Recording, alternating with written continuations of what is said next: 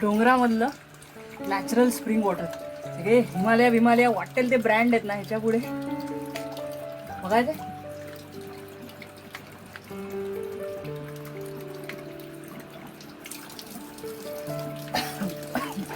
अख्खा डोंगर चढून आल्यानंतरची ह्याची जी काही चव आहे ना, स्वर्ग आहे स्वर्ग.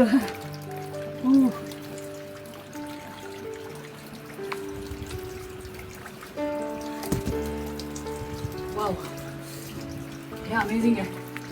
जंगलात ना ह्या सर्वायव्हिंग टेक्निक जमल्या पाहिजेत. काय आहे, छोटंसं केळीचं खोड आहे, त्याच्यातला हा मेकशिफ्ट पाईप आणि हे स्प्रिंग वॉटर तुमचं असतं.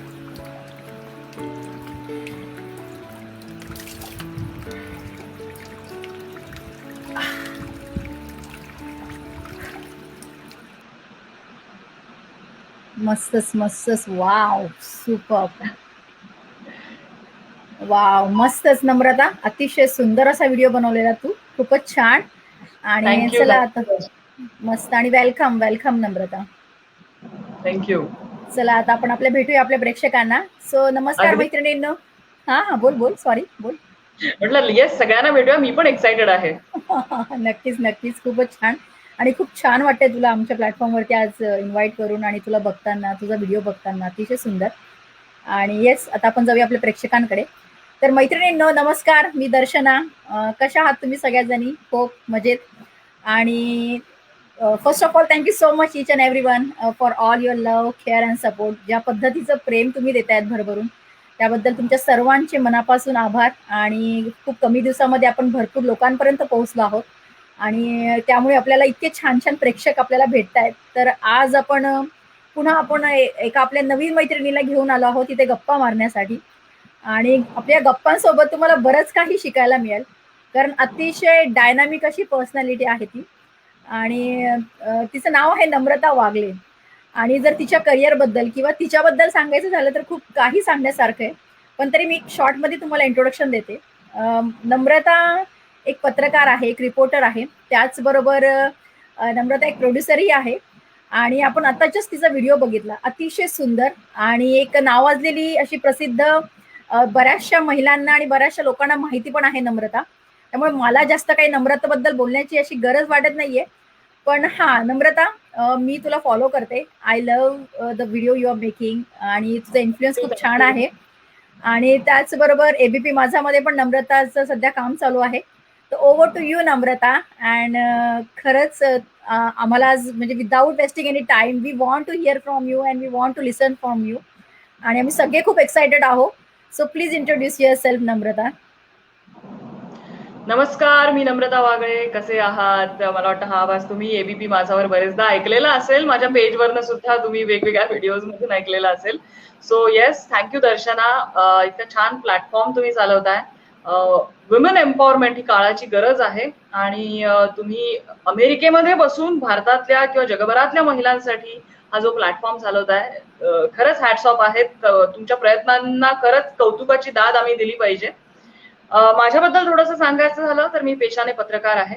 माझं मूळ सांगायचं झालं तर मी खूप छोट्याशा गावातून आहे, रत्नागिरी जिल्ह्यातल्या, कोकणातल्या छोट्याशा गावातली आहे.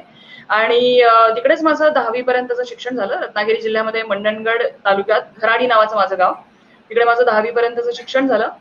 त्या काळी म्हणजे 2001 मध्ये आमच्याकडे फारशी कॉलेजेसच्या सुविधा नव्हत्या, म्हणून मी शिकण्यासाठी पुण्याला आले. पुण्यामध्ये माझं ग्रॅज्युएशन झालं. 2 पोस्ट ग्रॅज्युएशन माझे झाले पत्रकारिता आणि डिफेन्स स्टडीज मध्ये. तिथे मी जवळपास 6 वर्ष फील्डमध्ये रिपोर्टिंग केलं, ऑन फील्ड रिपोर्टिंग केलं. आणि त्यानंतर आता वेगळं काहीतरी आपण करायला पाहिजे म्हणून मी प्रोफाईल चेंज केला माझा. एबीपी माझा 2013 मध्ये मी जॉईन केलं, आणि तिथे मी अँकर म्हणून काम करत होते 21 वर्ष. सो आता फेब्रुवारीमध्ये अजून थोडासा प्रोफाईल चेंज करावा, काहीतरी नवं शिकावं, म्हणून मी आता एबीपी मध्ये प्रोड्युसर म्हणून काम करते. माझ्या निवडी सांगायच्या झाल्या तर मला डिफेन्स स्टडीज हा माझा अभ्यासाचा विषय अत्यंत आवडता. म्हणजे आपल्याकडे एक संस्कृतमध्ये एक वाक्प्रचार आहे, युद्धस्थ कथा रम्या, आणि त्या रम्य कथा युद्धाच्या आपल्याला कायम बुरळ घालत असतात. मी पण त्याचाच एक भाग आहे. सो मला मला युद्ध आवडत नाहीत, पण सैन्य दल ज्या पद्धतीने काम करतं, त्यांचे जे कष्ट आहेत ते सगळ्यांच्या समोर यावे असा माझा प्रयत्न असतो. ते कशा पद्धतीने काम करतात हे लोकांना सुद्धा सांगण्याची, माझी पाहण्याची इच्छा असते, लोकांना सांगण्याची इच्छा असते माझी. सो येस, तो माझा अत्यंत आवडीचा विषय आहे. आणि मला ट्रेकिंग आवडतं, मला प्रवास करायला आवडतो. माझ्या पेजला जर तुम्ही फॉलो करत असाल तर मी काय काय उद्योग करत असते, कुठे कुठे फिरत असते, हे सगळं तुम्हाला माहिती असेल, मी तुमच्यासोबत शेअर मस्तच. करतेच. खूपच छान, येस खूपच दर्शना. छान नम्रता. सॉरी दर्शना, आपण हा. म्हणजे माझा प्रोफेशनल हॅझर्ड आहे हा. खूप लोक आपल्याला असं बघतात. मी सुरुवात तुझ्यापासून करते, म्हणजे बोल. मी माझ्याबद्दल सांगितलं, पण हा. दर्शना कसं काम करते हे सुद्धा आपण सांगूया लोकांना आणि तिथूनच सुरुवात करूया. नक्कीच, नक्कीच, नक्कीच. Namrata, thank you so much. I think हा unique way, it's a best idea you given me today. आणि मला तुला सांगायला अतिशय आनंद होतोय. मिशन ग्लोबल एम्पॉवरमेंट ऍक्च्युली हे याची सुरुवातच एका मिशनला घेऊन झालेली आहे, म्हणजे आपण ज्याला मराठीमध्ये चळवळ असं म्हणतो. म्हणजे करेक्ट. विदेशात राहूनही आपल्या महाराष्ट्रासाठी, आपल्या भारतासाठी, आपल्या देशासाठी काहीतरी करावं, ज्यावेळेस आपली अशी मनापासून इच्छा असते ना नम्रता, त्यावेळेस ऑटोमॅटिकच ते पॅशन कुठेतरी जन्माला येतं आणि त्यातून अशा गोष्टी घडतात. आणि माझ्याबद्दल सांगायचं झालं तर नम्रता, गेली 10 वर्ष मी इंडियाच्या बाहेर आहे. माझं मूळ गाव औरंगाबाद, महाराष्ट्रातून. आणि माझं शिक्षण औरंगाबाद, माझं पोस्ट ग्रॅज्युएशन पुण्यामध्ये. लग्नानंतर मी बाहेर पडले, कॉर्पोरेटचा पण बराचसा एक्सपिरियन्स मी घेतला. आणि पण उद्योजकताही कुठेतरी अंगात होती. आणि त्यावेळेस कुठेतरी असं वाटत होतं की त्याला जे लागणारं वातावरण आहे ते मिळत नाहीये, किंवा ते एन्व्हायरमेंट आहे ते मिळत नाहीये. आणि मग म्हणून कुठेतरी जिद्दीला लागून बाहेर पडले. आणि मग तिथून त्या उद्योगाच्या म्हणजे क्षेत्रात म्हणा, किंवा शिक्षण घेण्याची जी धडपड होती, त्या धडपडीने मला अमेरिकेमध्ये खूप एक्सपोजर मिळालं. आणि जे काही शिकले, आता बस आपण ते लोकांना देण्याचं काम या माध्यमातून करतोय. आणि हा प्लॅटफॉर्म आता आपला ग्लोबली जातोय. म्हणजे पूर्ण भारतातच नव्हे तर भारताबाहेरच्या बऱ्याचशा अशा व्यक्ती येऊन आपल्याकडे गायडन्स करतायत. खूप छान या सगळ्या गोष्टी सुरू आहेत. आणि युथ एम्पॉवरमेंट, करिअर गायडन्स, महिलांसाठी आपण बिझनेस ऑपॉर्च्युनिटीज आपण घेऊन येतो आहोत. त्याचबरोबर त्यांची सेल्फ डेव्हलपमेंट, कम्युनिकेशन, म्हणजे थोडक्यात उद्योजकतेचं ट्रेनिंग पण आपण प्रोव्हाइड करतो. तर या सगळ्या गोष्टींना घेऊन हे प्लॅटफॉर्म आपण बनवतो. आणि तुमच्यासारखे लोकांना आपण बोलून आपल्या महिलांना आपण गायडन्स करतो, आपल्या युथला आपण गायडन्स करतो. कारण मला वाटतं ती आता काळाची गरज आहे. कारण करिक्युलमचा एक पार्ट झाला, पण कुठेतरी प्रॅक्टिकल नॉलेजला आपण लॅक करतोय हे मला जाणवलं. आणि ह्या बरोबर. गोष्टींची आपण सुरुवात केली. आणि थँक्स टू यू डिअर. हा, आणि आता ओव्हर टू यू अगेन नम्रता. आता मला सांग, तुझ्या व्यवसायाची सुरुवात तू कशी केली? कारण एक मुलगी म्हटलं की पत्रकारिता एक एकदम अननोन फॅक्टर असतो आपल्याला, किंवा कुठेतरी असं वाटतं आपल्याला की मी याच्यात जावं की नाही जावं. बरोबर, असं होतं. तर मला तुला विचारायचं की तुझ्याकडे हे पॅशन म्हण, किंवा ज्या पद्धतीने तू काम करते, हे कसं क्रिएट झालं? म्हणजे तू या क्षेत्राकडे कशी वळली? हे सगळ्यात पहिल्यांदा मला सगळ्या स्त्री वर्गाला सांगायला आवडेल की मी मुलगी आहे म्हणून मी हे करिअर निवडावं का, हा टॅबू डोक्यातनं काढून टाका. मुलगी आहे म्हणजे काय आहे, तर मी माणूस नाहीये का, मी कोणी प्राणी आहे का, मला 2 जास्त हात आहेत का, किंवा मला 2 कमी पाय आहेत का, असं अजिबात नसतं. निसर्गाने आपल्याला मुलगा आणि मुलगी असं क्रिएट केलेलं असतो. सो आपण निसर्गाचंच क्रिएशन आहोत. आणि मी मुलगी आहे म्हणून मी हे करिअर निवडावं का, हा प्रश्नच तुम्हाला पडला नाही पाहिजे. हा, तुम्ही मुलगी आहेत म्हणून काही मर्यादा येऊ शकतात. त्या मर्यादांसह जर आपण जगायला शिकलो, तिथे जर आपण इगो इश्यूज, काही टॅबूज आणले नाहीत, तर महिला म्हणून तुम्ही कुठच्याही क्षेत्रात कार्यरत चांगल्या पद्धतीने होऊ शकता आणि करिअरची शिखरं गाठू शकता. तर अबाउट दिस प्रोफेशन, मला ऍक्च्युली असं काही लहानपणापासूनचं वगैरे स्वप्न नव्हतं की मी पत्रकारच बनेन. मला डिफेन्स फोर्सेसमध्ये करिअर करायचं होतं, मला आर्मी जॉईन करायची होती. म्हणजे असं म्हणतो की काही गोष्टी आपल्याला पाहिजे तशा घडत नाहीत, तसंच काही घडलं आणि मी बॅकफुटवर आले आणि तिथे मला करिअर नाही करता आलं. पण कसं असतं की करिअरचा पाथ ज्या वेळेला आपण निवडतो त्यावेळेला एकाच गोष्टीकडे आपण ठेवलं, समजा तिथे धक्का बसला तर दुसरा काहीतरी ऑप्शन आपल्याला तयार पाहिजे. तर तसा मी सेकंडरी ऑप्शन म्हणून पत्रकारिता ठेवला होता.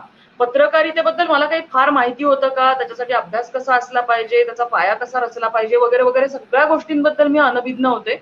ग्रॅज्युएशनच्या वेळेला मला हा एक पर्याय दिसला आणि लक्षात आलं की अरे, आपल्याला जसं 8x8च्या केबिन मध्ये बसून किंवा कॉर्पोरेट ऑफिसमध्ये एसीची हवा खात बसून करिअर करायचं नाहीये, तर त्यासाठी डिफेन्स फोर्सेस हा जसा एक आपला ऑप्शन आहे, तसाच पत्रकारिता हा पण आपला एक ऑप्शन असू शकतो. सो मी ह्याला एक पर्याय म्हणून ठेवलेलं होतं की जर समजा माझं डिफेन्स फोर्सेस मधलं करिअर झालं नाही तर आपण पत्रकारितेची वाट निवडायची असं मी ठरवलं होतं. आणि तीच वाट मी पुढे कंटिन्यू केली. आणि रानडे इन्स्टिट्यूट आहे पुण्यामधलं, तिथे माझा पत्रकारितेचा डिप्लोमा झाला. आणि सकाळ पेपर जो आपलं वर्तमानपत्र आहे त्यामध्ये 14 फेब्रुवारी 2008ला व्हॅलेंटाईन डेच्या दिवशी माझ्या करिअरची सुरुवात झाली. वाव. आणि आणि त्यानंतर ऑगस्ट 2008 मध्ये सकाळचं टीव्ही चॅनल लॉन्च झालं, साम मराठी. सो तिथे मी शिफ्ट झाले आणि तेव्हापासून मी साम मराठीमध्ये कार्यरत होते. ऑगस्ट 2008 पासून तिथे मी रिपोर्टिंग केलेलं आहे. त्यानंतर डिसेंबर 2013 मध्ये मी माझा प्रोफाईल चेंज केला, एबीपी माझाला जॉईन झाले. तिथे मी अँकर म्हणून जॉईन झाले. आधी असं मनात खूप भीती होती की अरे बापरे, आपल्याला फील्डवर फिरायची सवय आहे, आपल्याला स्टुडिओ झेपेल का. ऍक्च्युली मी निगेटिव्हच होते त्याबद्दल की मला स्टुडिओ जमणारच नाही. पण जसं त्याच्यामध्ये पाऊल टाकलं, खूप वेगवेगळ्या एक्साइटिंग गोष्टी बघायला मिळाल्या. सतत काहीतरी धावत असतं, सतत बदलत असतं आणि तुम्हाला त्याबरोबर कोपअप करायचं असतं. सो ते खूप एक्साइटिंग होतं. सो येस, अँकर म्हणून मी बरेच वर्ष एन्जॉय केलं. आणि आत्ताच फेब्रुवारी 2021 पासून थोडासा प्रोफाईल नवं काहीतरी शिकावं म्हणून मी प्रोडक्शन म्हणजे बॅकडेस्कला आले. प्रोडक्शन सध्या न्यूज प्रोडक्शनचं काम जे असतं आमचं, त्याच्यामध्ये मी काम करते. सो बेसिकली तुमच्या बातम्यांचा सिक्वेन्स कसा असेल, एखादी बातमी जर बाहेरून रॉ मटेरियल जर रिपोर्टर कडून आलेलं आहे तर ती व्यवस्थित फॉर्मॅटमध्ये ती बातमी लिहायची, त्याच्यासाठी जे व्हिज्युअल्स असतात ते प्रोड्यूस करायचे, ती बुलेटिनला अटॅच करायची, अख्खा बुलेटिनचा सिक्वेन्स ठरवायचा, दिवसभराची न्यूज स्ट्रॅटेजी काय आहे, कोणती बातमी घ्यायची, कोणती नाही घ्यायची, कोणती बातमी मोठी करायची, कोणती छोटीच ठेवायची, सगळा जो वेटेज आणि हा सगळा प्रकार असतो, न्यूज स्ट्रॅटेजी बेसिकली.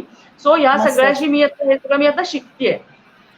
खूपच भारी काम करतेय नम्रता तू, खतरनाक. म्हणजे काय ना, काय वर्सटाईल तुझं व्यक्तिमत्व आहे आणि मला वाटतं हे खूप गरजेचं पण आहे.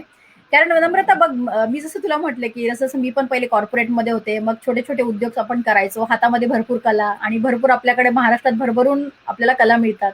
मग कुठेतरी त्यातनं उद्योजकतेची निर्मिती होती. पण त्याच्यासोबत मीही कधी विचार नव्हता केला की आपण असं एवढं मोठं काही ग्लोबली करू शकतो. पण इव्हेंच्युअली काय असतं ना की तुझं आपलं इंटेन्शन प्युअर असेल तर आपण त्या मार्गाला जातो. आणि कदाचित मला वाटतं तुझी तिथे गरज होती आणि आहे, आणि म्हणून तुझ्या त्या क्षेत्रामध्ये आहे. पण खूपच हॅट्स ऑफ टू यू ज्या पद्धत. आणि मी खरं सांगायचं म्हटलं ना नम्रता, इतकी एक्सायटेड मी कधीच झाली नाही, कारण मी पहिल्यांदा कुठल्या तरी पत्रकाराचा आज इंटरव्ह्यू घेते.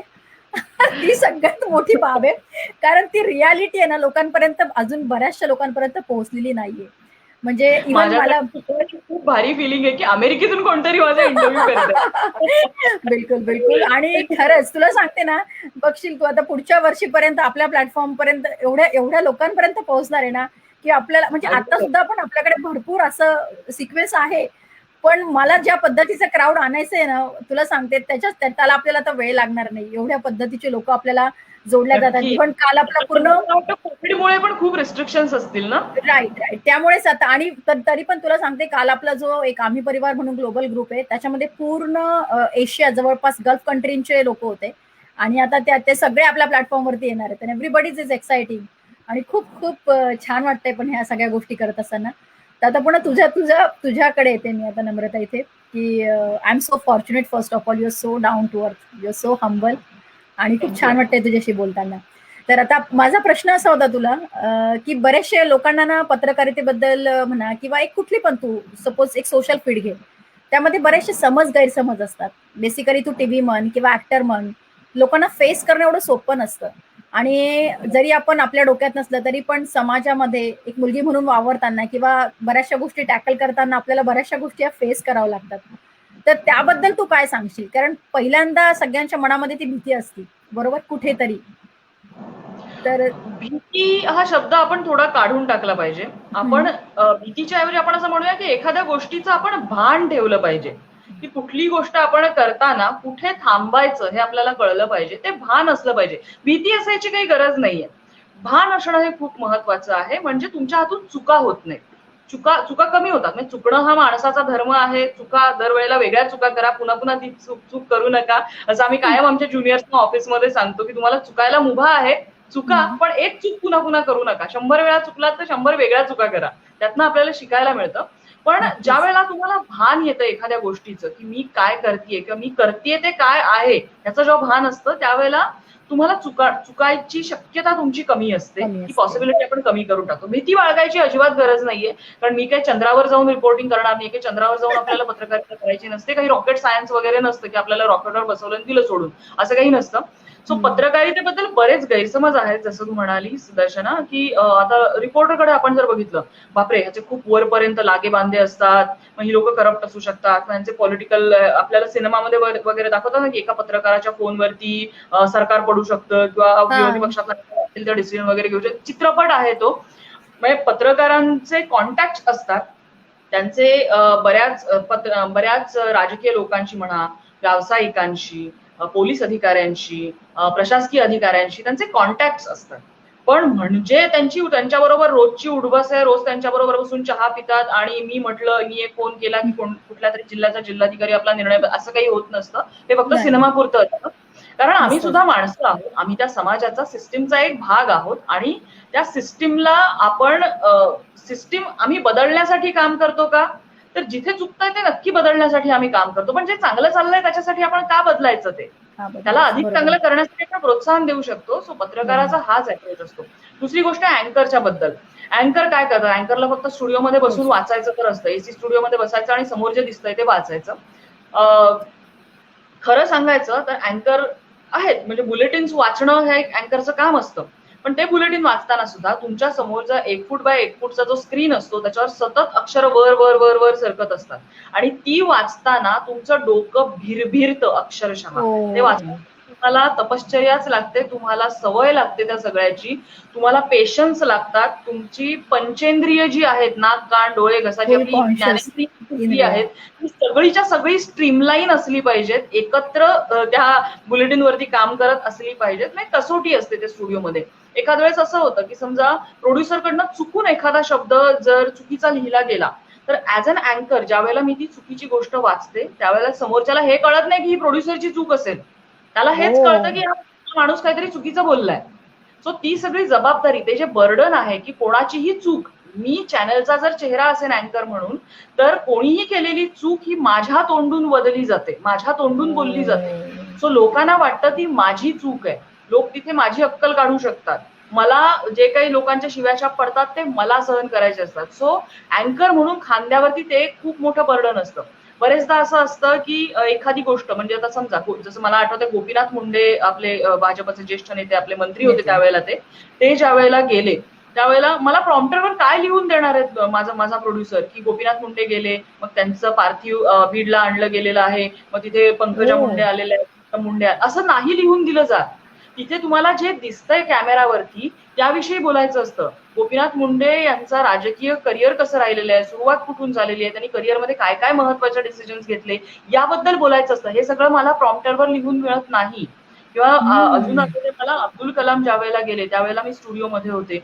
सुषमा स्वराज ज्या वेळेला गेल्या त्या रात्री 11 वाजता ती बातमी आलेली होती आणि रात्री 11 ते 1 मी आणि आमचे संपादक राजीव खांडेकर आम्ही दोघं जण स्टुडिओमध्ये बसून लाईव्हला होतो आम्ही त्यावेळेला. सो अशा वेळेला तुमच्या समोर प्रॉम्प्टर नसतो. सो अँकर फक्त स्टुडिओमध्ये बसून गोष्टी वाचतो, हा गैरसमज आहे, म्हणजे अर्धवट समज आहे. येस, बातमी वाचणं हे अँकरचं काम आहे, पण बरेचदा अशा बातम्या येतात ज्या तुम्हाला वाचण्यासाठी मटेरियलच अवेलेबल नसतं. सो तुम्हाला ते इथे प्रोसेस करायला लागतं, तुमच्या मेंदूत प्रोसेस करावं लागतं आणि ते तुम्हाला प्रेझेंट करावं लागतं. बेसिकली अँकर हा प्रेझेंटर असतो, सादरकर्ता असतो, सादरकर्ती असते. सो ती गोष्ट सुद्धा तुम्हाला लक्षात घेतली पाहिजे. आणि राहिली गोष्ट प्रोड्युसरची, तर प्रोड्युसरच्या आयुष्यात काही रिस्क कमी असतात अशातला भाग नाही. बरेचदा आता एखादी आली मोठी बातमी, तर ती आपल्याला चालवली पाहिजे, ती बातमी उतरवली पाहिजे आपण. हे एक जे बर्डन असतं, म्हणजे आता मी प्रोड्युसर म्हणून काम करते, मला लक्षात येतं सकाळी 6 वाजता माझी शिफ्ट सुरू होते आणि दुपारी 3 वाजता संपते. याच्यामध्ये मला फक्त एक ब्रेकफास्टचा ब्रेक वगळता मला फार ब्रेक नाही घेता येत. कारण समजा मी 5 मिनिटाचा ब्रेक घेतला आणि तेवढ्यात काही मोठी बातमी आली आणि ती जर उतरायला उशीर झाला तर त्याची जबाबदारी कोणाची आहे? मला तिथे जबाबदारी हँडओव्हर करून जावं लागतं ज्या वेळेला मला 5 मिनिटाचा ब्रेकची गरज असते. सो ती खूप मोठी जबाबदारी आहे, कारण तुमच्या चॅनलवर काय दिसणार आहे ते माझ्या थ्रू जातं. Oh my God. आणि एवढे लोक लाईव्ह बघत असतात. जबाबदारी असते, काम खूप असतं. बरेचदा असं होतं की आजकाल असं झालंय की उठसूट पत्रकारांना सगळेजण खूप वाईट साईड बोलतात की काय तुम्ही सगळं भीती पसरवता, तुम्ही वाईट दाखवता. म्हणजे एक मी थोडंसं उदाहरण देते. आता कोरोनाच्या संकट काळामध्ये तुम्ही ज्या सगळ्या न्यूज चॅनल्सवर बघाल तुम्हाला कोरोनाच्याच बातम्या दिसत होत्या. की एवढी संख्या वाढली आहे, इथे ऑक्सिजन कमी आहे, तिथे रेमडेसिवीर कमी पडलंय, तिथे औषधं कमी आहेत, इकडे ऑक्सिजनचं काय ऍक्सिडेंट झाला, इथे एवढी लोक गेली. मग ते खूप मोठी एक टीका झालेली होती, ज्या वेळेला एका वेळेला 70-80 चिता जळताना ज्या वेळेला टीव्ही चॅनल्सवरती दाखवल्या होत्या त्यावेळेला. पण असा विचार आपण करत नाही दर्शना, की जर समजा ह्या बातम्या न्यूज चॅनल्सवरती दाखवल्या गेल्या नसत्या आणि लोकांच्या मनात त्याबद्दल एक अवेअरनेस आणि थोडीशी भीती सुद्धा जर निर्माण झाली नसती कोरोनाबद्दलची, तर तू विचार कर, आपण जत्रेने रस्त्यावर बाहेर पडलो असतो, सुपर स्प्रेडर बनलो असतो. सो न्यूज चॅनल्सनी जे काम केलं, तुम्ही बिंदास न्यूज चॅनल्सना क्रिटिसाइज करू शकता, पण न्यूज चॅनल्सनी या काळामध्ये जे काम केलं असेल थोडंसं निगेटिव्ह, पण त्यामुळे लोकांच्या मनात एक जबाबदारीची जाणीव निर्माण झाली, थोडीशी भीती, काही जे आपल्याकडे स्वतः असे स्वतःला ग्रेट समजणारे आणि मी सर्वज्ञ वगैरे असे अशा आवेशात फिरणारी जी लोक असतात, त्यांच्याही मनात थोडीशी भीती निर्माण झाली. लोक घरी थांबले, लोकांनी योग्य पद्धतीने या पॅन्डेमिक मध्ये आपल्याला रिस्पॉन्ड केलं. सो ही सुद्धा एक बाजू आहे, याबद्दल सुद्धा विचार करायला हवा. पत्रकारांना क्रिटिसाइज करायचं का, तर तो तुमचा अधिकार आहे, आपल्याकडे अभिव्यक्ती स्वातंत्र्य आहे, पण त्यावेळेला क्रिटिसाइज करताना त्या नाण्याची दुसरी बाजू बघायला पाहिजे. Yes yes yes, same thing मला इथे बोलायचं होतं नम्रता, जे तू बोलली, कारण कुठल्याही गोष्टीला दोन आस्पेक्ट असतात, पॉझिटिव्ह आणि निगेटिव्ह. आणि ज्या पद्धतीने तू सांगतेय ना नम्रता, कारण हे खरंच खूप गट्स लागतं ह्या गोष्टी करायला, कारण त्यामागे बऱ्याचशा म्हणजे, आणि मला असं वाटतं की सत्य मांडायला जास्त गट लागतात. म्हणजे एखाद्या वेळेस एखादी नॉर्मल बातमी आहे किंवा एंटरटेनमेंट आहे, तर ते तू करू शकते आणि लोक त्याला वाहवा पण करतात, भले तिच्यात काही तथ्य असो की नसो. पण कधीतरी असं असतं की ज्यावेळेस तुला जेन्युन काहीतरी सांगायचं असतं आणि ते ट्रू असतं, त्याला तुला अडचणी येणार आणि बऱ्याच वेळेस तिथे सपोर्टही मिळत नाही. पण हॅट्स ऑफ टू यू, कारण हे करिअर खूप धडाडीचं करिअर आहे आणि एवढं सोपं नाहीये. आणि ज्या पद्धतीने तू लाईट टाकती ना या सगळ्या गोष्टींवर, it was really new for me, it was really new for other people too. म्हणजे बऱ्याचशा महिलांना या गोष्टी माहितीच नसतात. लोकांना वाटतं की प्रसिद्धी मिळते किंवा चॅनलवर दिसताय म्हणजे खूप असं होतं, राईट, की they are like everything having a sea grass is always green other side, म्हणजे सगळं चांगलं वाटतं. पण ऍक्च्युअल मध्ये असते ना, तो एका काटेरी मुकुटासारखी असते. मुकुट तर असतो, पण त्याचे काटे तुम्हालाच टोचत असतात. तो काटेरी मुकुट असतो तो. मस्तच खूप छान सांगते नम्रता तू. आणि आता आपण नम्रता पण आपल्या पुढच्या प्रश्नाकडे जाऊया. आता जर सपोज एखाद्याला पत्रकारितेमध्ये करिअर करायचं असेल, तर त्याची सुरुवात कशी तो करू शकतो, किंवा त्यासाठी तू काय सांगशील? म्हणजे त्याला असं काही आहे का की मुळातच तुमच्यामध्ये सगळं कॅरेक्टर लागतं, किंवा तुम्हाला ते डेव्हलप करायला लागतं, किंवा एक कम्युनिकेशन म्हणा, एक फिअर म्हणा, पब्लिक स्पीकिंग, या बऱ्याचशा गोष्टी त्याच्यामध्ये येतात. आणि त्याचबरोबर तू जसं नॉलेजचं बोलली की एवढं पूर्ण ज्ञानेंद्रिय तुम्हाला फोकस करून या सगळ्या गोष्टींची जिम्मेदारी, कारण तुम्ही लोकांना ह्या गोष्टी पोहोचवत असतात, मग त्यात राईट आणि रॉंग दोन्ही येऊ शकतं. मग अशा कंडिशनमध्ये एखाद्याला जर करिअर करायचं असेल, तर त्याला कुठल्या स्किलची म्हणजे गरज आहे आणि तो कशा पद्धतीने सुरुवात करू शकतो नम्रता? ओके, पत्रकार होण्यासाठी सगळ्यात महत्वाची जबाबदारी जी आजकाल बऱ्याच पत्रकारांमध्ये नसते, तुम्ही जबाबदारी घ्यायला शिकलं पाहिजे एखाद्या गोष्टीची. म्हणजे तुम्ही योग्य असाल किंवा कदाचित तुम्ही चुकूही शकता, पण जर चूक झाली तर त्याची जबाबदारी घ्यायला आपण शिकलं पाहिजे. पत्रकारिता हे खूप जबाबदारीचं क्षेत्र आहे. दुसरी गोष्ट, पत्रकार होण्यासाठी तुम्हाला तुमच्या मनातली भीती काढून टाकली पाहिजे. म्हणजे संपूर्णपणे एलिमिनेट करा भीती असं मी म्हणत नाही, काही वेळेला भीती ही प्रोडक्टिव्ह पण असते, भीतीतनं काही गोष्टी घडत असतात. सो चुकीचे जे टॅबू आहेत आपल्या मनातले ते काढून टाकले पाहिजे, की मी मुलगी आहे, मग मी कसं करणार, मग मी चांगली दिसत नाहीये, मग मी कसं यामध्ये करिअर करणार, अरे बापरे मी खूपच जाड आहे, अरे बापरे मी खूपच बारीक आहे. बघा, हे जे सगळे टॅबू आहेत ना, हे काढून टाका. मला पत्रकार व्हायचंय, बस एवढाच विचार तुमच्या मनात असला पाहिजे. दुसरी गोष्ट, या क्षेत्रामध्ये तुम्हाला कॉन्फिडन्स लागतो, तुम्हाला एक्सप्रेशन स्किल्स तुमचे डेव्हलप करणं गरजेचं असतं. म्हणजे असं म्हणतात की मग वर्तमानपत्रात काम करतात किंवा डिजिटल मीडियावर काम करतात, त्यांना काय एक्सप्रेशन स्किलची गरज आहे? तुम्ही जर स्वतःला तुम्ही एक्सप्रेस करणं म्हणजे फक्त कॅमेरा समोर येऊन बोलणं असं होत नाही, तुम्ही लिहिता त्याला सुद्धा एक्सप्रेस करणंच म्हणतात. जर तुम्ही एक्सप्रेसिव्ह नसाल तर तुम्हाला लिहिता कसं येईल? जर तुम्ही एक्सप्रेसिव्ह नसाल तर तुम्हाला बोलता कसं येईल? एखादी गोष्ट चांगल्या पद्धतीने मांडणं हे एक स्किल तुमच्याकडे असणं गरजेचं आहे. कॉन्फिडन्स, आत्मविश्वास, मी बोललेच की एखाद्या गोष्टीला सामोरं जायला शिकलं पाहिजे, आपण भिडायला शिकलं पाहिजे, साध्या भाषेत बोलायचं झालं तर, की काय होईल ते होईल, बघू आपण, गणपती होईल नाही तर मारुती होईल, पुढे तर जाऊया. म्हणजे असं असतं ना की बापरे जमेल का, करू का, नाही का, हो, ही जी शंका घेणारं हे जे मन आहे ना, डाऊट तुम्ही ज्या वेळेला घेता, म्हणजे प्रश्न म्हणून तो जर डाऊट आला असेल की हा मी जातोय ते बरोबर रस्त्यावर जातोय का, तुम्ही एक सेकंड थॉट त्याला देऊ शकता. की पुन्हा एकदा विचार करा त्याच्यावरती, जायचंय का, पण जाऊ की नको, जाऊ की नको, बापरे, जाऊ ही की जी नको. भीती असते ना ती तुम्हाला करिअरमध्ये कधीच पुढे जाऊन देणार नाही. दुसरी बरोबर. गोष्ट, तुमचं वाचन पाहिजे खूप चांगलं, आणि वाचनामध्ये वर्ज्य काहीच नाही पाहिजे.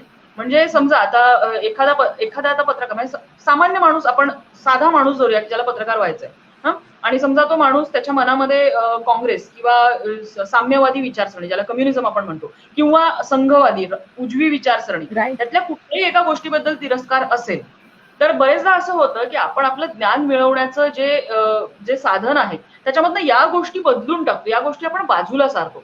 बापरे, मला काही संघ पटत नाहीये, सो मी संघाच्या बद्दल काहीच विचार करणार नाही, मी त्यांच्याबद्दल फार काही बोलणार नाही, किंवा मी त्यांच्याबद्दल कायमच चुकीचं बोलेन, असं नाही. हे पत्रकाराला जमत नाही.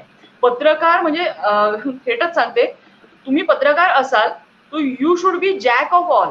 तुम्ही मास्टर की एखाद्या गोष्टीची असाल तर दॅट इज फाईन, पण तुम्ही जॅक ऑफ ऑल पाहिजे, तुम्हाला सगळी गोष्ट माहिती पाहिजे. मागे एकदा मी पत्रकारितेच्या विद्यार्थ्यांसाठी लेक्चर घेतलं होतं की त्यांनी असं विचारलं की पत्रकारिता म्हणजे तुम्हाला काय काय माहिती पाहिजे, तर बेसिकली पॉर्न टू पॉलिटिक्स सगळ्या गोष्टी तुम्हाला माहिती पाहिजेत.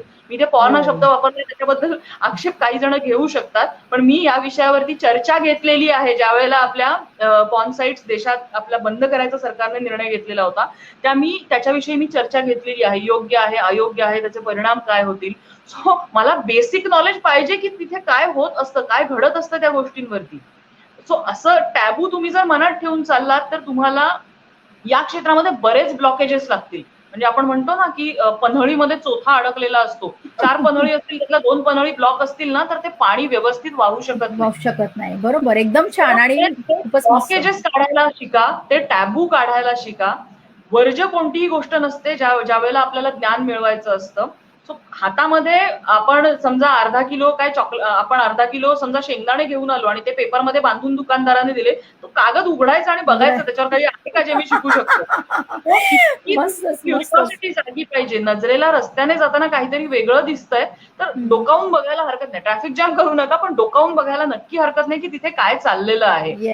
कुठचाही विषय तुम्हाला वर्ज्य नसतो. तुम्हाला पॉलिटिक्सचं ज्ञान, पॉलिटिक्स बद्दल तुम्हाला माहिती पाहिजे, तुम्हाला क्राईम, पोलीस, निसर्ग, पर्यावरण, खूप विषय आहेत. म्हणजे यू नेम द थिंग, त्याच्यावर पत्रकारितेमध्ये बातम्या होत असतात. सायन्स अँड टेक्नॉलॉजी आहे, स्पेस सायन्स आहे, म्हणजे अगदी बोलायचं झालं तर ज्योतिष या विषयावर सुद्धा तुम्हाला बातमी करायची वेळ येऊ शकते.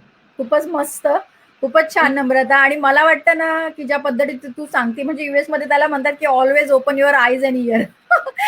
म्हणजे पूर्ण चाणक्षपणे ते सगळे ओपन पाहिजे, म्हणजे की काही असू दे की तुम्हाला ते चातक पक्षासारखं घेता आलं पाहिजे आणि घेता आलं पाहिजे. दुसऱ्या ह्याने सांगेन, एव्हरीथिंग अंडर द स्काय हा तुमचा बातमीचा विषय असू शकतो. त्याच्याबद्दल माहिती करून घ्यायची इच्छा पाहिजे, आयदर तुम्हाला त्याच्याबद्दलचं थोडंसं तरी ज्ञान पाहिजे, किंवा त्याबद्दल माहिती नसेल तरी माहिती करून घ्यायची तुमची इच्छाशक्ती तुम्ही जागी ठेवली पाहिजे. एकदम बरोबर. आणि आता नम्रता, आपला एक खूप महत्वाचा मुद्दा, आता तू बघ सोशली काम करते, you are right now public figure, आणि एवढे लोक बघत असतात, काही लोकांना आवडणार नाही आवडणार तो मुद्दा वेगळा राहिला, पण क्रिटिसिझम तू कसं हँडल करते? कारण ते मला खूप महत्वाचं आहे जे तुझ्याकडनं हवंय आज. कारण आता आपण ह्या क्षेत्रामध्ये वळतोय, तर तू एक मुलगी म्हणून कसं हँडल करते? कारण ते लोकांच्या कमेंट, लोकांना उत्तर देणं, किंवा म्हणजे बऱ्याच वेळेस ऑलमोस्ट 99% चांगलंच असतं, पण कधीतरी कुठेतरी असे लोक असतात की जेव्हा ते तुला क्रिटिसाइज करतील, कारण सगळ्यांनाच आपल्या सगळ्या गोष्टी आवडतील असं नाही होत, बरोबर? तर काय सांगशील? Criticism is a part of life. तुम्ही एखादी गोष्ट ज्या वेळेला करत असता त्यावेळेला ती एका समूहाला आवडते, दुसऱ्या समूहाला ती आवडत नाही. ज्याला आवडते ते तुमचं कौतुक करतात, ज्यांना आवडत नाही ते तुमच्या विरोधात बोलतात. ओके, सिम्पल क्रिटिसिझम काय असू शकतो ह्याच्याबद्दल. आता कसं झालंय, म्हणजे आम्ही पत्रकारितेमधले विशेषतः अँकर्स, ह्याला एक टर्म आम्ही डेव्हलप केलेली आहे, ट्रोलधाड किंवा ट्रोलासूर, असे आम्ही एक टर्म त्याला केलेली. सोशल मीडियामध्ये तुम्हाला ज्या पद्धतीने ट्रोल केलं जातं, म्हणजे तुम्हाला आठवत असेल तर 2014 मध्ये पंतप्रधान नरेंद्र मोदी त्यांचे जे इलेक्शनचे कॅम्पेन्स होते त्याच्यामध्ये सोशल मीडियाचा खूप मोठ्या पद्धतीने वापर झाला. कशा प्रकारे सोशल मीडिया हँडल करण्यासाठी टीम्स असतात प्रत्येक राजकीय पक्षाच्या, गटांच्या, विविध विचारधारा असलेल्या समूहांच्या, कशा पद्धतीने असतात किंवा तशा केल्या तर काय होऊ शकतं, हे 2014च्या इलेक्शनच्या वेळेला दिसलं. आणि त्यानंतर हा बदल होत गेलेला आहे. प्रत्येकाची एक सोशल मीडिया आर्मी आहे, म्हणजे हे सगळ्यांनाच माहिती आहे आता इथे, पण प्रत्येकाची सोशल मीडिया आर्मी असते, प्रत्येक गटाची, राजकीय पक्षाची. आणि ज्या वेळेला तुम्ही एखादी गोष्ट सांगता, अगदी साधं उदाहरण, मुख्यमंत्र्यांनी ऑक्सिजनच्या विषयी काय समजा एक निर्णय घेतला आणि त्याच्यावर मी ट्विट केलं की मुख्यमंत्र्यांनी योग्य निर्णय घेतला किंवा मुख्यमंत्र्यांनी चुकीचा निर्णय घेतला. तर मुख्यमंत्र्यांनी योग्य निर्णय ज्या वेळेला मी घेतला असं म्हणते, त्यावेळेला त्यांचे जे विरोधी पक्षाचे असतात ते विरोधी पक्षाचे येऊन तिथे म्हणतात की हा आमच्या नेत्यांनी घेतला होता त्यावेळेला तुम्हाला बोलायला काय झालं होतं, तुम्हाला फक्त यांच्याच बोलताय किंवा मुख्यमंत्री चुकीचे बोलले असं ज्या वेळेला मी म्हणते त्यावेळेला तुम्हाला फक्त हेच दिसतं का, तुम्ही फक्त त्यांच्याच बद्दल कौतुक करत बसा, तुम्हाला फक्त आमचेच नेते दिसतात का, तुम्हाला आमचे नेते सत्तेत आलेले चालत. असं असतं ना की तुम्ही बोट सरळ ठेवलं तरी सुद्धा तुमच्यावर टीका होणार आहे, वाकडं ठेवलं तरी टीका होणार आहे, डाऊनवर्ड ठेवलं तरी टीका होणार आहे, मी ए म्हणा तरी टीका आहे, तुम्ही बी म्हणा तरी टीका आहे. सो बसू द्यायचं नाही आणि चालू द्यायचं नाही. तुम्ही त्या टीकेला सिरियसली घ्यायचं का, कारण जेन्युइन माणसं असतात की याच्यावरती म्हणजे खरंच ज्यांच्या विचारांचा बेस आहे, ज्यांना खरंच माहिती आहे या क्षेत्रातलं, आणि त्यांनी जर तुम्हाला एखादी गोष्ट उलगडून ठेवली आहे तर येस त्याला एकतर कॉम्प्लिमेंट म्हणून घ्या किंवा त्याच्यामधनं काहीतरी आपल्याला नवं शिकायला मिळतंय, माझी कदाचित चूक असू शकते, हा सेकंड थॉट सुद्धा त्याला द्यायला हरकत नाहीये. पण उगाच टीकेसाठी म्हणून जे लोक टीका करतात त्यांना इग्नोर करा. एकदम मस्त मस्त सिंपल, इग्नोर करा त्यांना. क्रिटिसिझम हा खूप छान असतो, पण तो क्रिटिसिझम जोपर्यंत हेल्दी असतो तोपर्यंतच तो क्रिटिसिझम गांभीर्याने घ्यायचा, नाहीतर तो गांभीर्याने घ्यायचा नाही. आणि एकदम बरोबर बोलली आहे नम्रता तू इथे. म्हणजे मला वाटतं की if you know who you are and what you stand for then you not need to worry about other people. एकदम एक्झॅक्टली खूप छान तू एक्सप्लेनेशन देतेय नम्रता, खतरनाक यार, मस्त. ज्या पद्धतीचं तू नॉलेज कलेक्ट केलंय ना नम्रता, हॅट्स ऑफ टू यू. आणि इतक्या छान पद्धतीने तू वावरती आणि सांगती की वाचन, कारण प्रत्येक गोष्टीला अभ्यास लागतो ग, बिना अभ्यासाचं नाही होत. ह्या लेवलपर्यंत येणं किंवा त्या टीकेनं उत्तर देणं हे बिना अभ्यासाचं नाही होत. आता आपला पुढचा प्रश्न आहे नम्रता तुझ्यासाठी, एखादी अशी गोष्ट जी तुझ्या करिअरमध्ये चांगली आणि वाईट दोन्ही शेअर करशील, की ज्याच्याने तुला असं वाटलं की येस म्हणजे मी आय बॉर्न फॉर इट, म्हणजे this is the thing I want in my life, काहीतरी एक प्राऊड मोमेंट. आणि एक अशी गोष्ट की यार मी कशाला या क्षेत्रात आले. म्हणजे कधीतरी असं होतं लाईफमध्ये की एका मोमेंट येऊन की मी खरंच राईट करते की रॉंग, आपण खरंच सेल्फ डाऊट घेतो कुठेतरी येऊन, कुठेतरी असं वाटतं की मी गिव्हअप करावं का, पण आपण त्याला पुन्हा ओव्हरकम करतो आणि पुढे जातो. तुम्हाला ते दोन्ही प्रसंग तुझ्याकडनं ऐकायचे.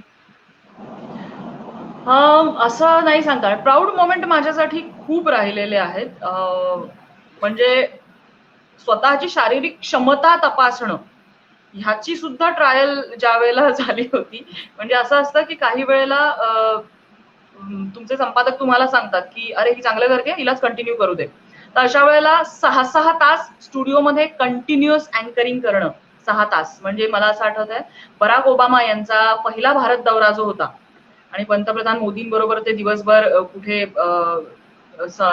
त्यांचे विविध ठिकाणी दौरे होते, मग हैदराबाद हाऊसला बसून ते चहा पित होते, त्याच्यानंतर त्यांच्यात काय चर्चा झाल्या असतील वगैरे, या सगळ्या गोष्टींचे स्पेक्युलेशन्स तुम्ही मांडणं. आणि त्यावेळेला ते मोठं होतं आपल्याला काहीतरी की अमेरिकेचे प्रेसिडेंट भारतात येत आहेत आणि भारताला एवढा इम्पॉर्टन्स दिला जातोय, ह्याचा एवढा गाजावाजा होतोय, हे खूप काहीतरी वेगळं होतं त्यावेळेला.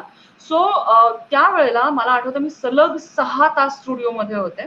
आणि दुसरं आता सध्या महाराष्ट्रात जे सरकार आहे ते सरकार फॉर्म होत असताना जे काही अपडाऊन्स होते, सरकार ज्या वेळेला तयार होत होतं त्यावेळेला सुद्धा 4 तास कंटिन्युअस स्टुडिओमध्ये राहून अँकरिंग करणं. So I am proud of my self की माझ्या शारीरिक क्षमतेचा जिथे कस लागलेला होता त्या कसोटीवरती मी थोड्याफार प्रमाणात का होईना खरी उतरलेली आहे.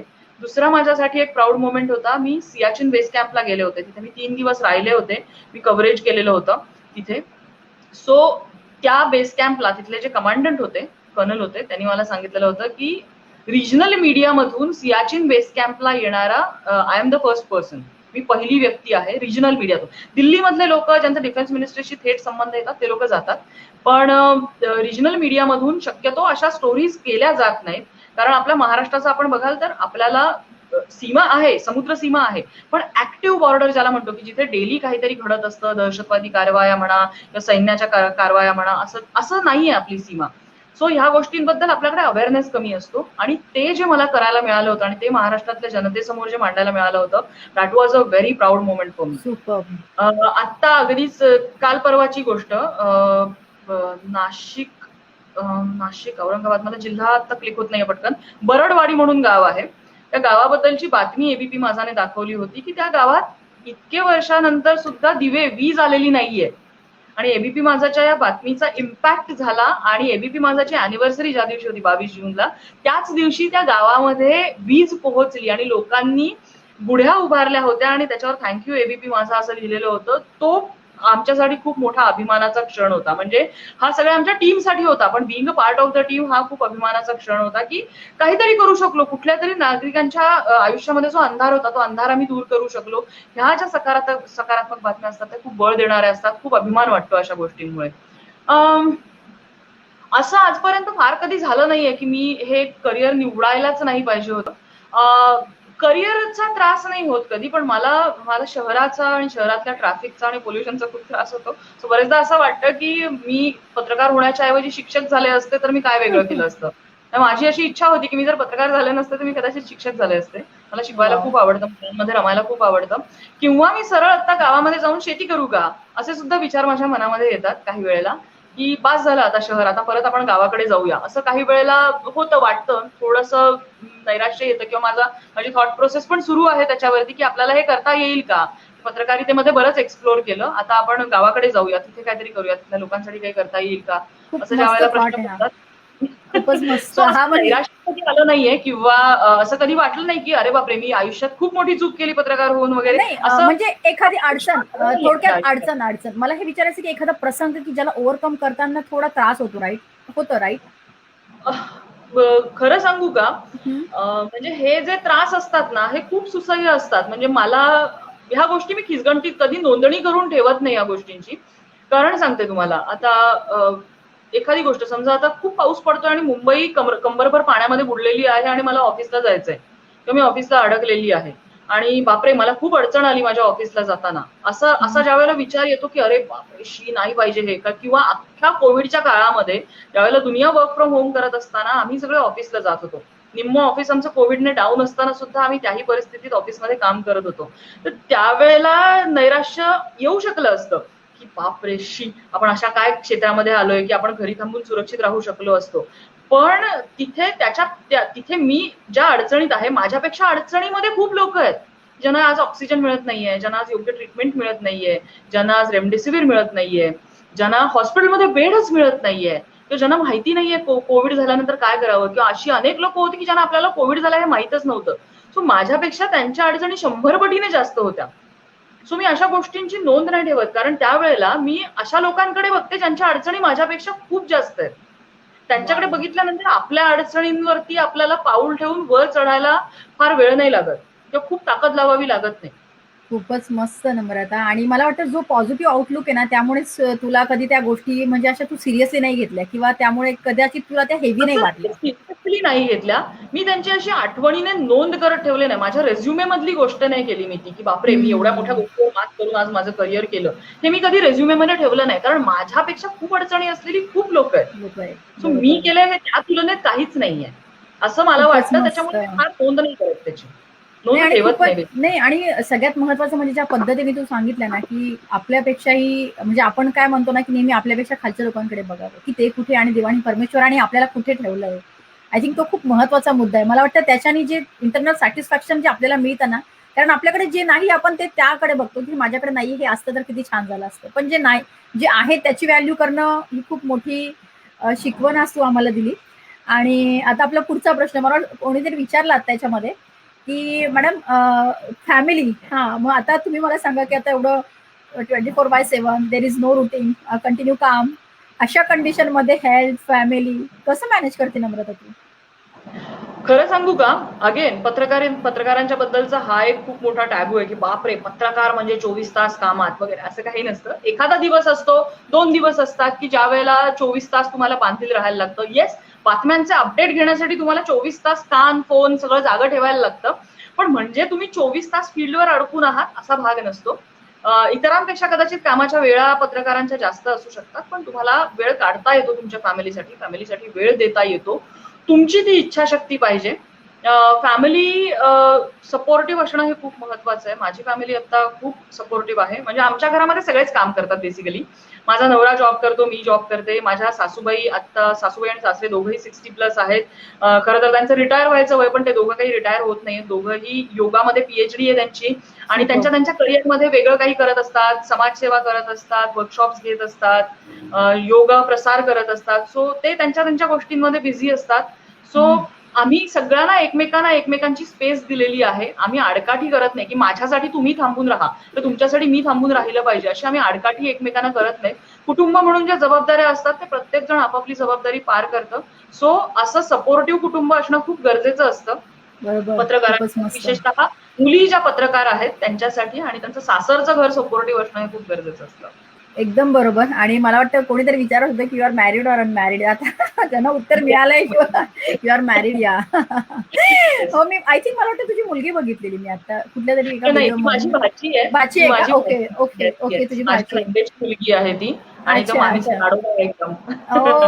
ओ मस्तच मस्तच. पण छान वाटतं फॅमिलीला घेऊन कधीतरी काहीतरी करताना. आय थिंक 25,000चं सेलिब्रेशन होतं मला वाटतं ते, मी बघत येस होते. येस येस या आणि तिची या इच्छा होती मामीच्या व्हिडिओमध्ये मला यायचंय. ओ. आणि त्याला त्याला जो प्रतिसाद दिला लोकांनी, त्याला जे व्ह्यूज आणि त्याच्यावर ज्या कॉमेंट्स आल्या, तिची एक्साइटमेंट लेवल ही काहीच्या काही वरती होती त्याच्यात. ओ किती गोड ना, खूपच मस्त. येस, ती माझ्या मुलाला भेटवेल तुला एकदा. स्वतः माझ्या भरतनाट्यम शिकतेय आणि अत्यंत उत्कृष्ट भरतनाट्यम करते. डान्सर ती आहे. आता अर्थात मस्तच. तिच्या पहिल्या परीक्षा आता सुरू आहेत, पण तिची आई उत्कृष्ट भरतनाट्यम डान्सर असल्यामुळे तिच्यामध्ये ते आलेलं आहे. म्हणजे तिचे एकदम मस्त. चालताना सुद्धा पाय हे ठेक्यातच पडतात, त्या तालातच पडतात. जीन्स अगं तेच म्हणजे मी तुला माझ्या मुलाचं पण मी दाखवेल. माझ्या मुलाचं पण आहे चॅनल आहे, असं ऍक्टिव्हिटी करत असतो तो, फन अँड लर्न. त्याचं नाव स्पंदन आहे. मी नक्की तुला नाही. पाठवेल, त्याचं खूप गोड आहे आणि तुला आवडेल. आणि त्यालाही मी तुझे व्हिडिओ दाखवत असते. आणि आता आपण जाऊया तुझ्या हॉबीकडे, जे तू आता बोलली राईट, की निसर्गाच्या सानिध्यामध्ये जो तुझा पहिला आपण व्हिडिओ बघितला, काय गोड, खूप सुंदर व्हिडिओ आहे तो. आणि म्हणजे मला आणि माझ्या मिस्टरांचं पण असं एक स्वप्न आहे की कुठेतरी आता आपण इंडियात गेले की पहिले फार्म हाऊस विकत घेणार आणि शेतात, कारण आम्ही दोघंही मातीशी खूप कनेक्टेड. माझे बाबा शेतकरी, रमेशचे बाबा शेतकरी, म्हणजे शेतीला आम्ही खूप चिटकून आहोत, जरी सर्व्हिस होती तरी पण आहे शेतीविषयी आवड, किंवा आपल्या तो अभिमान आहे बेसिक, आपला अभिमान आहे, तो गर्व आहे आपला. तर मला सांग की हे तू आता ह्या व्हिडिओ वगैरेला कसं टाइम देते मग आता? हा अगेन एक मोठा प्रश्न, time management. It's very important, time time management. Management. कसं आहे ना, इच्छा असते तिथे मार्ग असतो. तुमच्यासाठी तुम्ही वेळ काढायला लागतो. मग मला एक वीकली ऑफ जर मिळाला तर त्या दिवशी मी कदाचित एखाद्या रविवारी मी विषय असा विचार करू शकते की आज रविवार आहे, आज मला 10 वाजेपर्यंत झोपायचंय, ठीक आहे.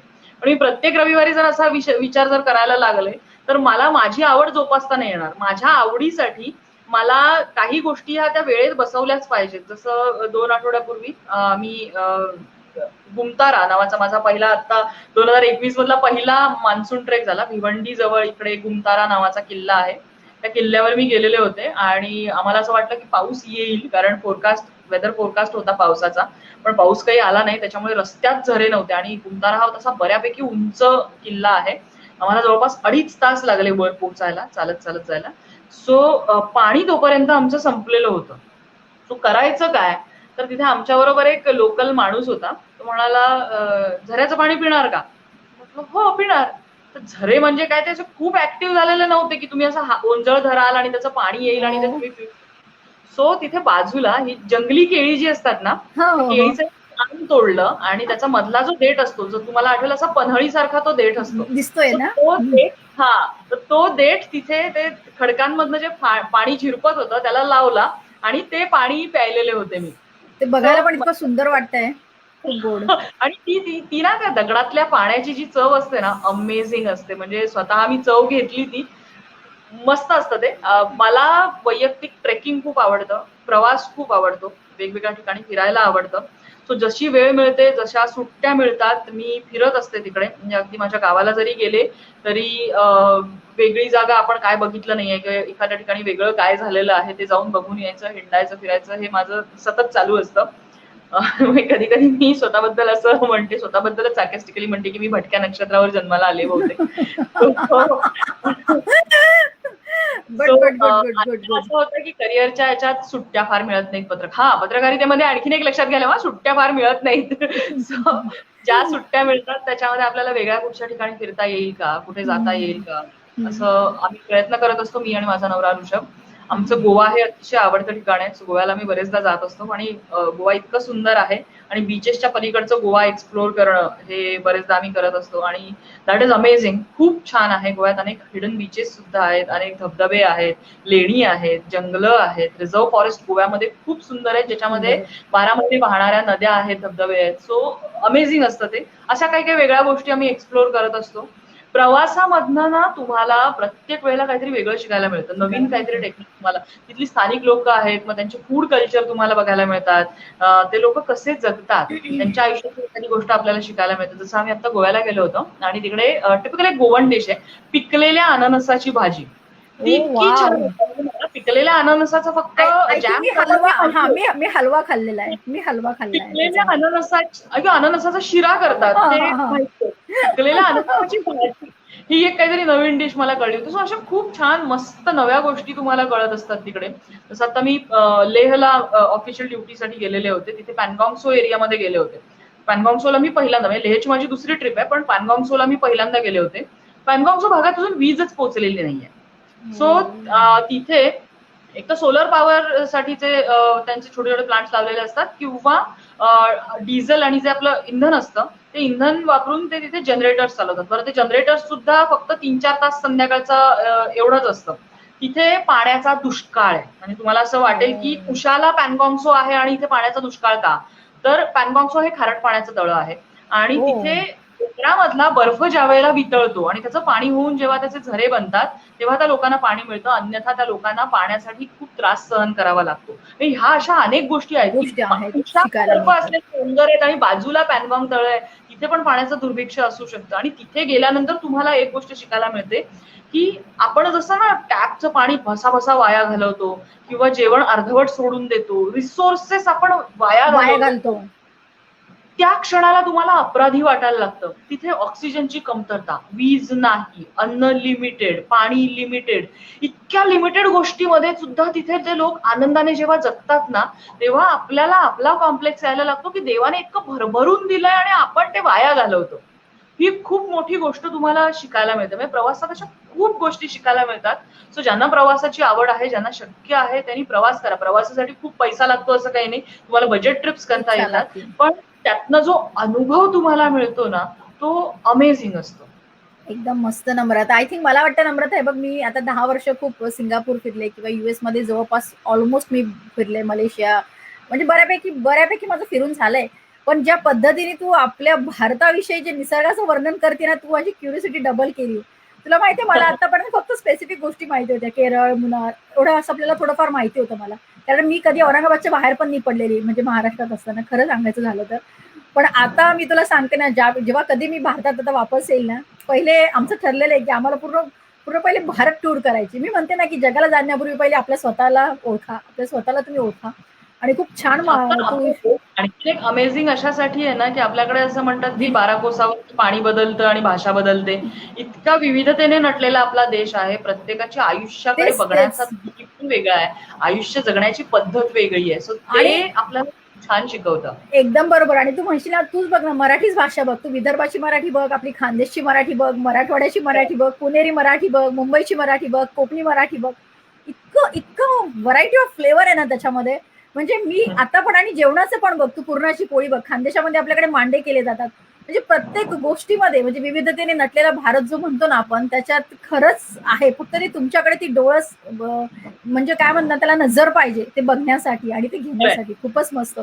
आता नम्रता, मला एक तुझा पुढचा प्रश्न, कधी आयुष्यामध्ये तुला असं वाटलंय की राईट आता तुझं करिअर चालू आहे, ठीक आहे, पोटपाणी चालू, सगळं व्यवस्थित चालू आहे, ऑलरेडी तू सोशल एंटिटीमध्येच आहे, म्हणजे सोशलच काम करते तू, पण कुठेतरी तुला असं वाटलं की नाही की मला अजून कुठलं तरी क्षेत्र आहे की जिथे खऱ्या अर्थाने कोणाला तरी मदत करायची किंवा मी देऊ शकते माझं नॉलेज म्हणून.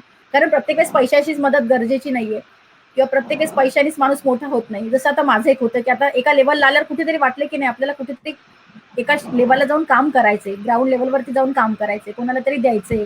कारण माझं इथं वैयक्तिक फील्ड जे आहे ते वेगळं आहे, 2 पैसे वेगळ्या पद्धतीने पण आपण कमवतो, पण कुठेतरी अशी एक इच्छा होती की बाबा त्या क्षेत्रात जाऊन त्या महिलांना, कारण विद्यार्थ्यांना बेसिकली आपण बघतो करिअर गायडन्स किती गरजेचं आहे आज.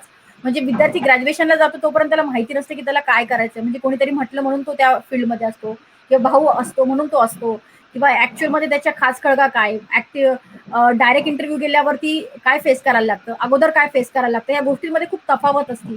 आणि या सगळ्या गोष्टींसाठी म्हणून आपण हे प्लॅटफॉर्म चालू केले.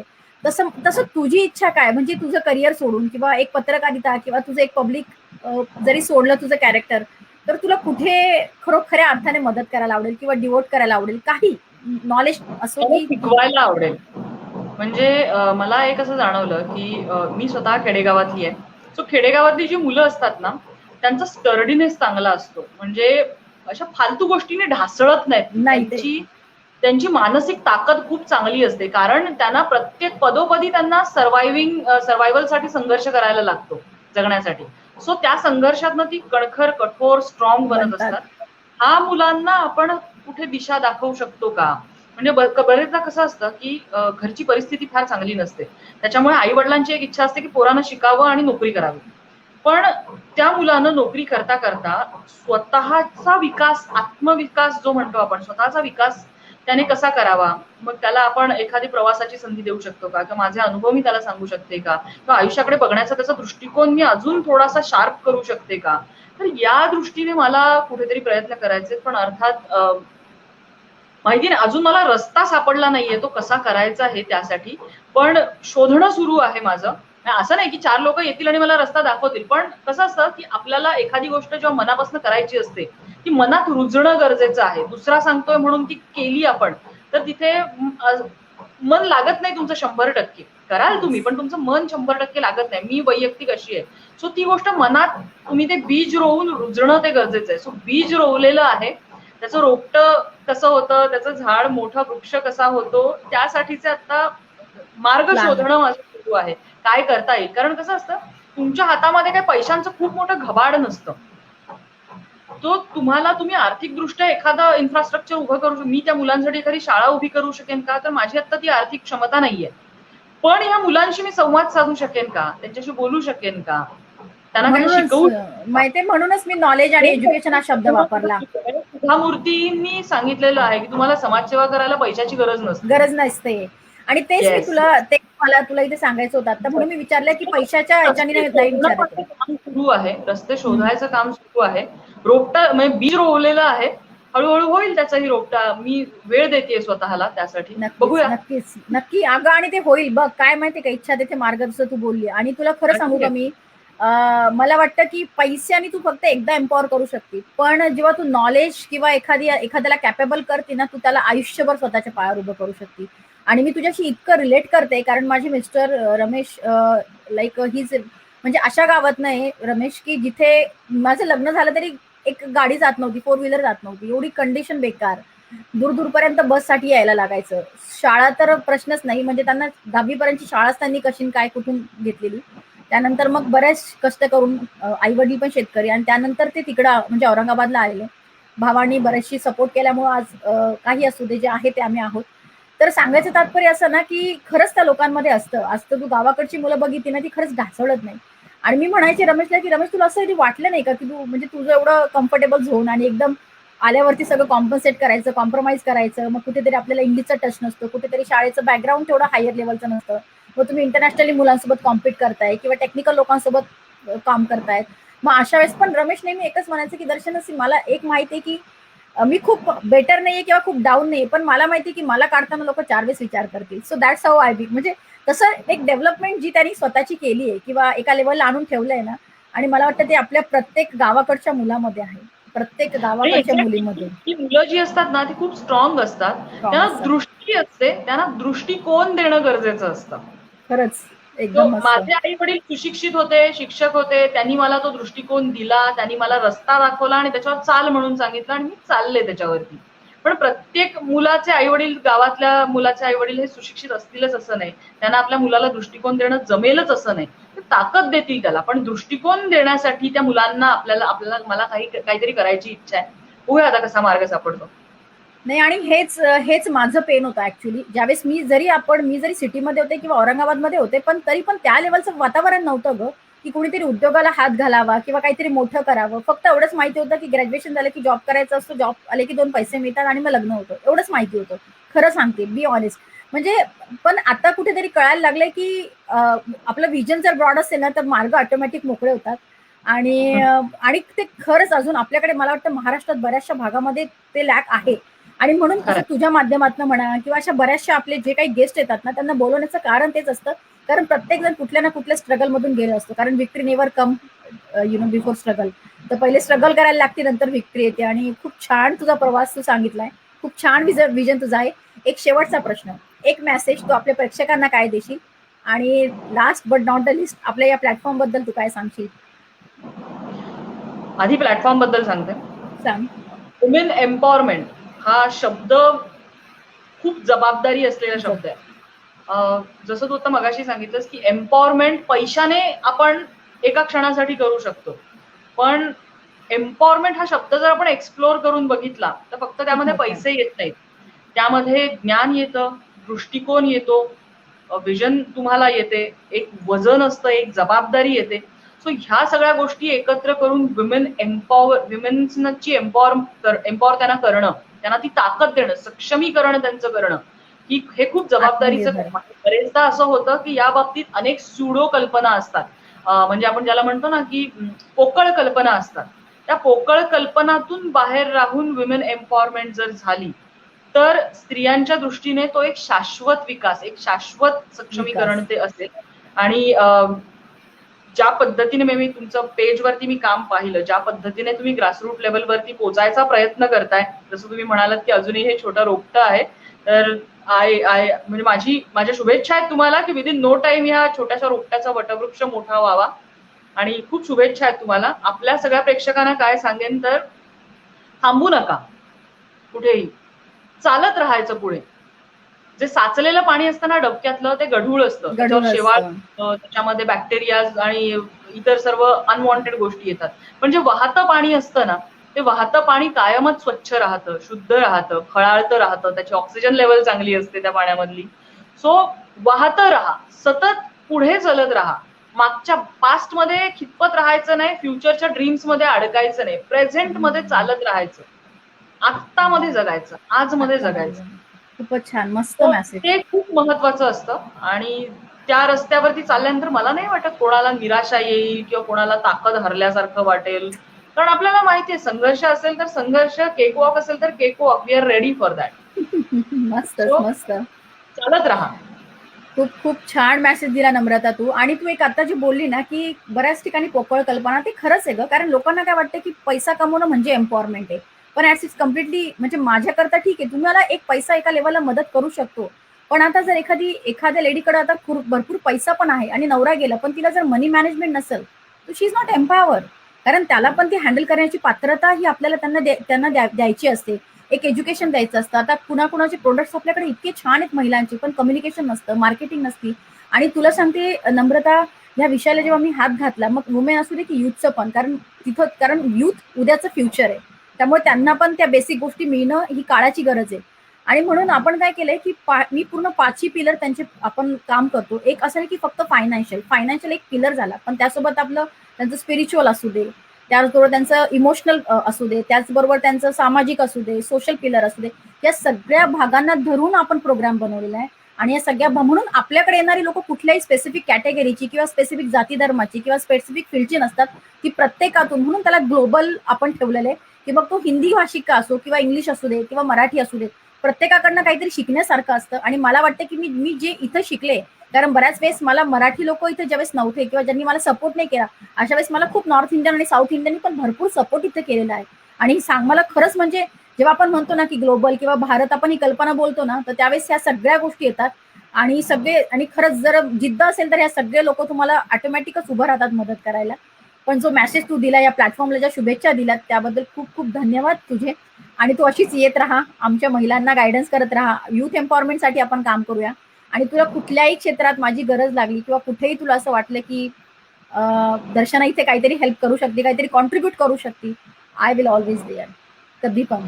डेफिनेटली डेफिनेटली खूप चांगला उपक्रम आहे तुमचा आणि त्यात मला जर सहभागी होता आलं, छोटंसं माझं कॉन्ट्रीब्युशन त्याच्यासाठी देता आलं तर मी नक्की प्रयत्न करेन. Best of luck to you आणि thank you very much. Thank you so much for coming here आणि शेअरिंग युअर थॉट्स. खूप मस्त बोललीस तू, मज्जा आली तुझ्याशी गप्पा मारताना. एकदम हाय एनर्जी ज्याला म्हणतो ना आपण, रॉकिंग. खूप मज्जा आली आणि सगळ्यांनी भरपूर भरपूर भरभरून कमेंट आणि मला वाटतं बऱ्यापैकी प्रश्न ऑलरेडी तू कव्हर केलेच आहे आणि खूप छान आपलं जे डिस्कशन झालं त्यातनं बऱ्याचशा प्रश्नांची उत्तर सगळ्यांना मिळालेली असणार आहे. त्यामुळे thank you so much once again for coming here. It was wonderful meeting with you and yes भेटू आपण पुन्हा. Okay, bye bye bye. Bye bye.